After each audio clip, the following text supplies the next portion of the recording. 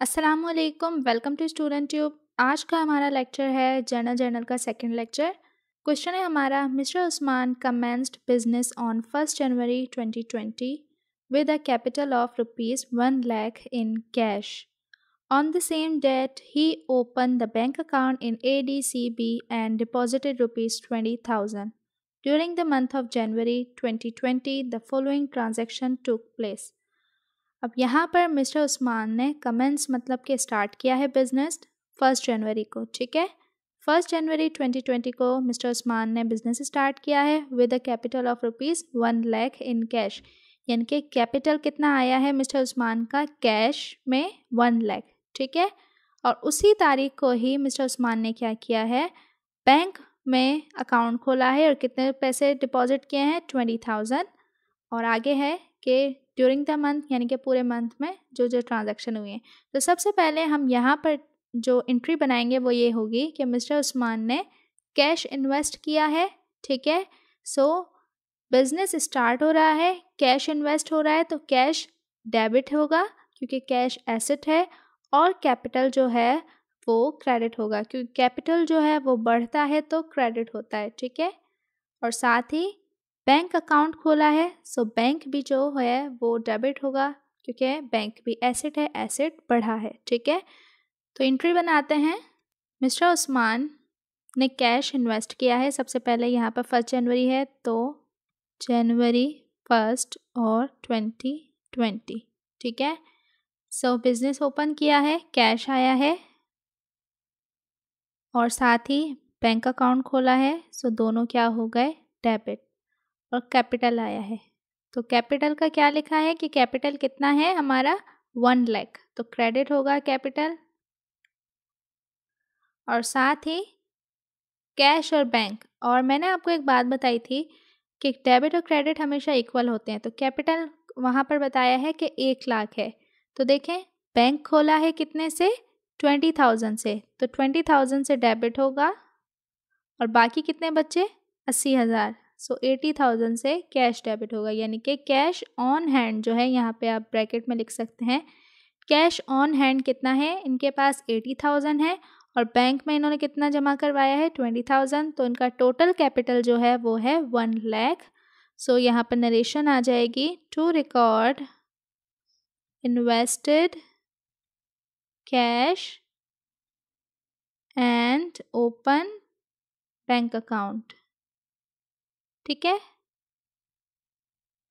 अगली ट्रांजैक्शन देखते हैं। अब है जनवरी 1 की, बॉट गुड्स फॉर कैश 70,000। अब बॉट गुड्स क्या होती हैं, मर्चेंडाइज, परचेजेज आएगा। ठीक है, जनवरी 1 गुड्स ली है, गुड्स होती है मर्चेंडाइज जब भी हम लेते हैं परचेजेस रिकॉर्ड करते हैं। क्यों रिकॉर्ड करते हैं, क्योंकि मर्चेंडाइज वो होती हैं जिनका हम बिजनेस करते हैं, गुड्स भी उसे ही कहते हैं। ठीक है, सो जब भी हम ऐसी चीज़ जिनका हम बिजनेस करते हैं वो लेते हैं तो उसको हम रिकॉर्ड करते हैं परचेजेस, और परचेजेस जो है वो हमारा एसेट होती हैं। जब भी हम लेंगे तो वो एसेट है, एसेट बढ़ता है तो डेबिट होता है 70,000, और बदले में किस पे ली हैं, कैश पे ली हैं। सो कैश जो है वो क्रेडिट हुआ क्योंकि कैश हमारा एसेट है, एसेट कम होता है तो क्रेडिट होता है। To record purchased goods. ठीक है, नेक्स्ट है जनवरी 2 की, sold goods to Steve company on credit 38,000। अब यहाँ पर है सेल्स हो रही। ठीक है, सोल्ड गुड्स स्टीव कंपनी को सेल्स हुई है, सेल्स की है हमने 38,000 की ऑन क्रेडिट। तो पिछला जो लेक्चर था हमने उसमें ख़रीदा था माल उधार पे, आज हम बेच रहे हैं उधार पे। तो जब हम ख़रीदते हैं तो हमारे पास आता है अकाउंट पेबल, लाइबिलिटी आती है हमारे पास कि हमने उसे पे करना है, और जब हम बेचते हैं तो हमारे पास एसेट आता है, और जब भी एसेट बढ़ता है तो वो डेबिट होता है, और वो एसेट होता क्या है, अकाउंट रिसीवेबल। यानी कि हमारे पास राइट आया है कि हमने उससे पैसे लेने हैं, तो अकाउंट रिसीवेबल हमारा राइट होता है और राइट जो है वो एसेट कहलाता है, ठीक है। और बदले में क्या हुई है हमारी सेल्स, तो जब भी सेल्स होती है, सेल्स बढ़ रही है तो वो क्रेडिट होती है। और जब भी ऐसा होता है कि हमारा जो माल है वो रिटर्न होके आ गया तो सेल्स जो है वो डेबिट हो जाती है। तो सेल्स हमेशा जब भी होगी, सेल्स को रिकॉर्ड करेंगे तो क्रेडिट करेंगे, और जब सेल्स वापस आएगी तो हम उसे डेबिट करते हैं। तो अकाउंट रिसीवेबल हमारा एसेट है क्योंकि हमने राइट है हमारे पास कि हमने उससे पैसे लेने हैं स्टीव कंपनी से। तो है कितने का 38,000।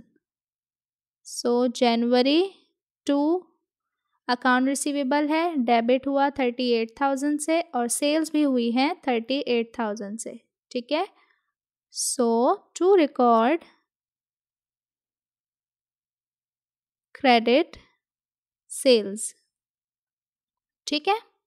15 जनवरी के सोल्ड गुड्स फॉर कैश। अब हमने यहाँ पर कैश पे सेल्स की है, तो जब भी हम चीज़ बेचेंगे तो हमारे पास कैश आएगा, तो कैश आता है तो डेबिट होता है क्योंकि कैश क्या है हमारा एसेट है। सो 15 जनवरी 15 कैश आ रहा है तो डेबिट हो गया 9,000 से, और बदले में सेल्स हुई है, तो सेल्स होती है तो मतलब कि वो क्रेडिट होती है 9,000 से। So to record cash sales, ठीक है। देन है 21 Steve company paid by cheque. अब स्टीव कंपनी जो है जिनको हमने उधार में माल बेचा था उसने क्या किया है, चेक से पेमेंट की है, ठीक है। सो 21 चेक पेमेंट, जनवरी 21 चेक पेमेंट हुई है, दैट मीन्स कि वो बैंक में जा रहा है, तो बैंक हमारा बढ़ेगा, डेबिट होगा। अब कितनी हमारा अकाउंट रिसीवेबल कितना था 38,000 था, सो बैंक में कितने पैसे आए 38,000। वहाँ पर अमाउंट मेंशन नहीं है, डेट मीन्स के 38,000 हमने लिखना है। अब गया क्या हमारा क्रेडिट क्या होगा अकाउंट रिसीवेबल। अकाउंट रिसीवेबल हमारा एसेट था, एसेट चला गया, तो जब भी एसेट कम होता है तो क्रेडिट होता है 38,000 से, मतलब हमारा जो राइट था वो ख़त्म हो गया, हमें पैसे मिल गए। So to record received payment by Steve company .co लगा देते हैं, ठीक है। अब है 22 की stationery bill paid by cheque. Cheque से पेमेंट हुई है स्टेशनरी बिल की 2,000। डेट क्या है 22 जनवरी 22 स्टेशनरी बिल। अब यहाँ पर बिल पे किया जा रहा है, ये नहीं लिखा हुआ कि हमने परचेजिंग की है, तो स्टेशनरी बिल या फिर स्टेशनरी एक्सपेंस लिखेंगे। स्टेशनरी एक्सपेंस है 2,000 से, बाय चेक यानी कि बैंक हमारा कम हो रहा है, बैंक एसेट होता है, एसेट कम होता है तो credit. To record paid stationery expense by cheque, ठीक है। देन एक और है 22 की telephone bill by cash 500। Telephone expense by cash 500। So to record paid telephone expense. कोई भी कन्फ्यूजन हो तो आप कमेंट सेक्शन में पूछ सकते हैं, ठीक है।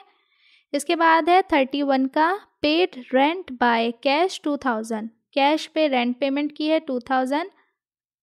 सो रेंट पेमेंट हो रही है जनवरी 31 को। रेंट हमारा एक्सपेंस होता है, रेंट एक्सपेंस कैश से पेमेंट हो रही है 2,000, ठीक है। सो नरेशन क्या आ जाएगी, to record paid rent by cheque. Then है paid salaries by cash 3,000। So जनवरी 31 ही कर लेते हैं इसे भी। सैलरीज एक्सपेंस, सैलरीज भी हमारा एक्सपेंस होती हैं क्योंकि हम अपने एम्प्लॉयज़ को पे कर रहे हैं, वो हमारे लिए एक्सपेंस है। कैश से पेमेंट हुई है, कैश कम होगा तो क्रेडिट कितनी है 3000। 3000 हमने अपने एम्प्लॉय को सैलरी दी, salary is expense. So narration क्या आएगी, to record paid salaries by cash. ठीक है, लास्ट है आज की entry, withdrew cash for personal use 5000। अब आपने यहाँ पर गौर से सुनना है कि जब भी ओनर अपने पर्सनल यूज़ के लिए कुछ भी बिजनेस से निकालता है तो हम उसे ड्राइंग रिकॉर्ड करते हैं। तो ड्राइंग क्या होती है, जब भी ओनर अपने पर्सनल यूज़ के लिए कैश निकालेगा, मर्चेंडाइज निकालेगा या फिर अपने बच्चों की फ़ीस पे करेगा, अपने घर का रेंट पे करेगा, तो एंट्रीज़ में आपने गौर से देखना है कि अगर वो रेंट पे कर रहा है तो अपने घर का पे कर रहा है या बिज़नेस का पे कर रहा है। अगर बिज़नेस का पे करेगा तो वो बिज़नेस का एक्सपेंस कहलाएगा, अदरवाइज़ हम उसे रिकॉर्ड करेंगे ड्राइंग के तौर पर। इसी तरह मर्चेंडाइज भी अपने अपने लिए निकालेगा, पर्सनल यूज़ के लिए निकालेगा तो हम उसे ड्राइंग करेंगे। ठीक है, कोई भी ऐसी चीज़ जो वो अपने पर्सनल यूज़ के लिए बिज़नेस से निकालेगा उसे हम ड्राइंग रिकॉर्ड करेंगे, चाहे वो गुड्स हो, चाहे वो कैश हो, चाहे वो बैंक हो, कुछ भी उसने ख़रीदा हो, कुछ भी उसने निकाला हो, तो वो हम करेंगे रिकॉर्ड ड्राइंग। सो 5000 से कैश निकाला है इसने, डैट मीन्स के ओनर ने क्या की है, ड्राइंग। सो ड्राइंग होती है हमेशा डेबिट, ड्राइंग हमेशा डेबिट होती है, बदले में जो चीज़ निकलती है वो क्रेडिट हो जाती है। सो कैश निकाला है, सो कैश क्रेडिट हो जाएगा 5000 से और ड्राइंग डेबिट हो गई 5000 से।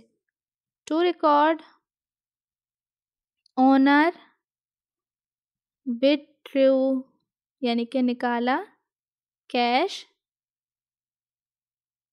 For personal use.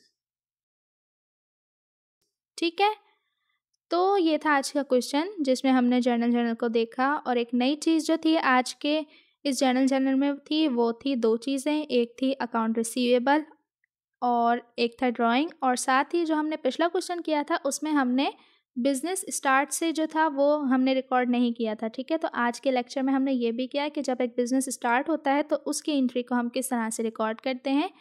तो उम्मीद करती हूँ वीडियो आपके लिए हेल्पफुल रहा होगा। अगर हेल्पफुल रहा हो तो आपने इसे करना है लाइक, शेयर, और चैनल पे न्यू हैं तो प्लीज़ सब्सक्राइब भी ज़रूर कीजिएगा। मिलते हैं नेक्स्ट वीडियो में, तब तक के लिए अल्लाह हाफ़िज़।